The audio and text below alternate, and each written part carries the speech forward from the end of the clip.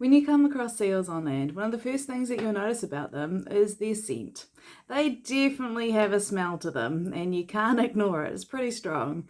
One of the things you also need to remember as well is to never come between the seal and its exit to the ocean. It really stresses them out.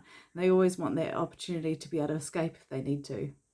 However, when you come across seals underwater, they are super curious and really playful, and you can entice them to play with you. If you act crazy and you're flipping around and you're going around upside down and twisting, they'll actually come in and join in with you, and it's really fun to do. Although other people do think you're crazy, so keep that in mind.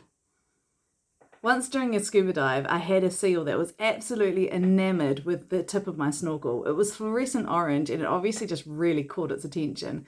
It would zoom in, like swim as fast as it could towards me, bite the tip of my snorkel and then zoom off again until I couldn't see it anymore. And then it would come back and do the same thing. And he would have been doing that for about 20 minutes, back and forth, swimming around me super fast and then taking off. They're really fun, playful creatures. Unfortunately, seals' curiosity can have really bad consequences. They tend to play with anything that they come across, and if we think about the Great Pacific Garbage Patch, which is a massive patch of rubbish that has kind of swirled around and joined up together in the Pacific, 44% of that has come from the fishing industry. Now, seals will obviously, they'll eat plastic as well, but even worse for seals is they get entangled in things like abandoned fishing lines and fishing nets. This entanglement happens because they'll find pieces of rubbish or marine debris and start playing with it, and they don't understand or recognize the danger of entanglement. Once they're stuck, it's really hard to get out without human intervention.